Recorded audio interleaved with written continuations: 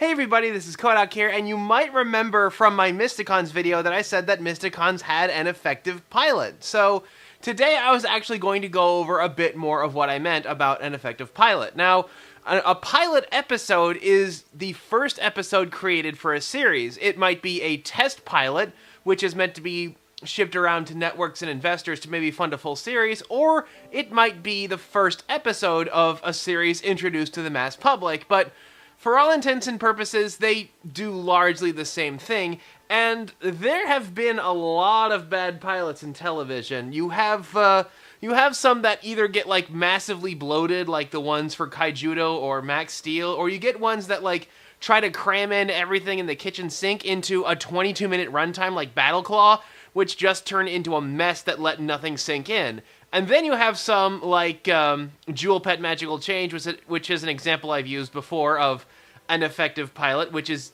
little more than a janky Yokai Watch knockoff, and Mysticons is another good example of an effective pilot. So I think the reason that a lot of pilots aren't terribly solid is because they don't really understand what a pilot should do and how much of said thing that it should do. You have ones like Mysticons, or Steven Universe, or Jewel Pet Magical Change, which is an example I've used before, that not only are able to do everything you need in a good pilot, but they still have room for a B-plot in their normal episode runtime. So what are the things that a pilot needs to do to succeed? I'm going to be going over a little bit of what makes an effective pilot. Now, there is only one thing that a pilot actually needs to do, and that is answer the question, why should I keep watching? That is really all it needs to do, is make you want to see more of it. There are people who say, oh, it needs to establish the universe and all the characters and all the lore and blah, blah, blah, blah, blah. No, it doesn't. What it needs to explain is, why should I keep watching? What it needs to do is make me want to see more of it. A lot of people I know are gracious and give like a 3-strike rule, but a pilot episode really needs to make a strong first impression, because it is the first impression for a lot of people, and a lot of people will drop a series if that first impression doesn't impress. So there are some very important ways that a pilot can make a good first impression and make me want to keep watching. Now, in order to help answer that question of should I keep watching, there are 3 things that a solid pilot episode does well, and that is establish the tone of the series, let me know what the characters are like, and if it needs to, show me the starting line. And I'm going to go into detail on all of those. And we're just going to go in order. Setting the tone. A good pilot episode will be able to set the tone very well. And a way of setting tone isn't like revealing all of the lore and stuff. That's why I'm not mentioning things like backstory or anything like that. What we're going for is how the show is going to feel. Now, a way that can actually help set the tone and actually convey a lot of information about the series is in the show itself. There's a phrase out there that says show, don't tell, in that if you can demonstrate something with a visual, then you don't really need to say it out loud. Although I think a better phrase to use would probably be master the art of shorthand, because whether it is showing or telling, shorthand is what allows you to convey a lot of information with very, very little. And there are some great examples of how to do that, even just in the introductions of the show. Like, take the opening of Avatar: The Last Airbender. Water. Earth. Fire. Air. Like, just the first few seconds of Avatar: The Last Airbender has us see several people perform the various kinds of bending. Now, just with these first few seconds of the opening of Avatar: The Last Airbender, I already have a fairly good idea of some of the complexities of how this universe's magic system works. What we see is people controlling the elements with some kind of magical kung fu, and that implies a lot. It implies that it might be something based on something out of the Far East, which it is. It also implies that since this magic is being done with sort of Tai Chi martial arts, that it is probably learned similar to martial arts, with a bit of both physical and mental discipline mixed with a few drops of talent, which also turns out to be true. I was able to get a lot of information out of very little. Now, on the tell end, we have the opening to One Piece, where we see the Pirate King, and he uses his final words to issue a challenge to the world to find his hidden treasure. And the story begins with a young man named Luffy who seeks to do exactly that. Now, here's the thing. We are hearing things like pirates and treasure, and that tells us a lot about the tone of the series. In fact, without even me telling you that Luffy is looking for this treasure, which is known as the eponymous One Piece, you could probably guess by the fact that a treasure was mentioned that that's going to be what the main character is after. And the just using the word pirates, it tells you there's probably going to be some, maybe Victorian era and earlier technology, things like sailing ships and swashbuckling and exploration and treasure and booty and all sorts of great things. And One Piece has that. The pilot actually delivers on that by the first thing we see being a bunch of pirates attacking a cruise ship. So that helps set the tone right away. Although I think that the best example of setting the tone quickly is in the DC Nation short Plastic Man, the Many, and the Foul. All I gotta do is put this overdue electric bill in that mailbox right over there. Okay, that was 7 seconds of the episode, and we can already figure out a lot from what is going on. We see Plastic Man, although we don't know his name yet, but we will literally 2 seconds from now. Not so fast, Plastic Man! But we can gather a lot from what we just saw and heard, both what this show is and what this show isn't.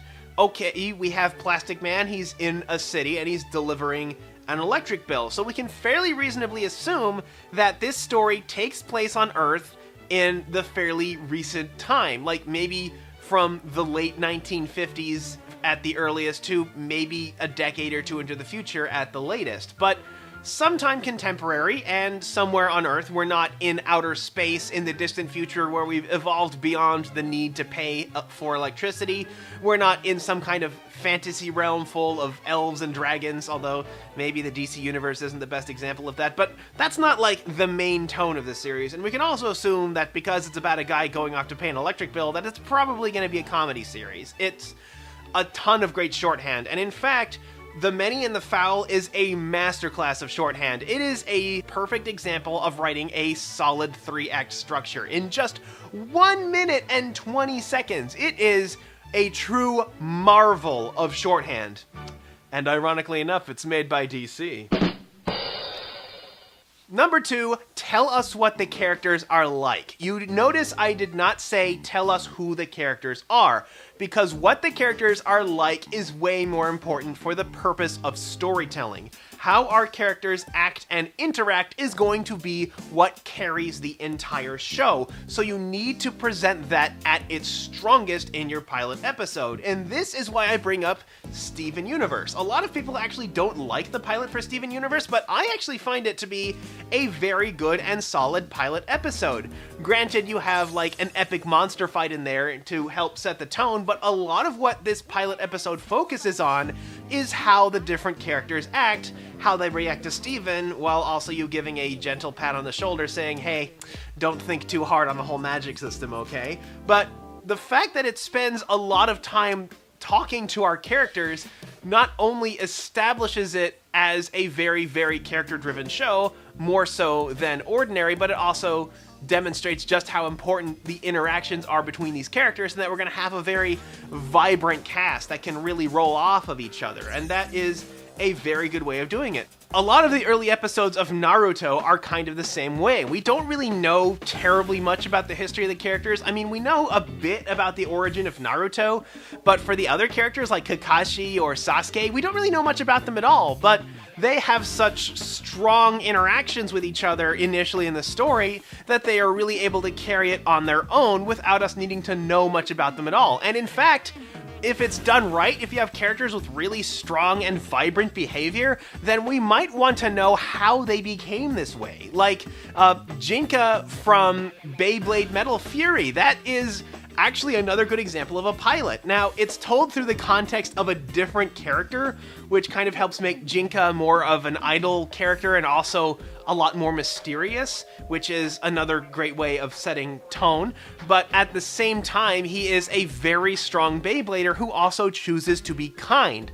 So what made him become that is a source of interest, and that is because we have seen how he behaves before we know too much about his backstory. Cramming in too much lore on the characters or the setting really drag down a pilot episode unless it's something that's like absolutely essential, like the case of One Piece with Goldie Roger and how he is basically what started this huge renaissance of piracy when he said, hey, go and find my treasure. But here's the thing about Goldie Roger is the fact that they're actually so glib about him has made him a much more interesting character. He has still remained a character who is shrouded in mystery, and as a result, he comes off as larger than life, as the kind of guy you can imagine filling the role of the pirate king. So being fairly simple with the details can actually be beneficial to how you develop a character, like how Garnet is mysterious. Mysterious. And thirdly, the other thing that you need to do in a show is if it has like a long plot or a clearly defined end goal, we need to see the starting line. The starting line is where our story begins, because if we have an adventure where we're trying to find the end, then we need to know how we got here. I mean, there are some cases where it starts in medias res, which means in the middle of, and that only sometimes works. It definitely did not work in Redakai. It definitely did not work in Bay Wheels. The only reason it worked in Beyblade is because the starting line is not for Jinka, it's for this guy. And I've forgotten his name because he's technically not the main character, but we still get a hint of a starting line as to these characters starting to build their forces in order to go forward. Same with Luffy. Mysticons is a better example of showing us the starting line because we actually see where the story begins. Now, it does a good job of setting the tone by establishing that the Mysticons are important, but they didn't really need to go into detail on that. In fact, they didn't have to, because they have big old giant statues of them sitting there, and I don't think you'd make a giant statue for somebody who didn't have some kind of importance. Avatar: The Last Airbender does the same thing. I mean, we get the basis of the backstory with the introduction, but the pilot episode shows the start of Aang's journey from the start of his 1 year that he has before Sozin's comet arrives in order to learn how to use all of the elements in order to stop the Fire Lord. So we do get the starting line for Aang in that first episode. This is one of the problems that went wrong with Redakai, because Redakai did not show us the starting line. They show us the starting line in the teaser pilot. They show us how the conflict started. They show us what triggered this whole thing on why they have to defeat and stop Lokar, but that did not transfer to the story proper, which just did not help it as a pilot. It was a very weak pilot, and it's kind of a problem that Marathon Media has with a lot of their pilots.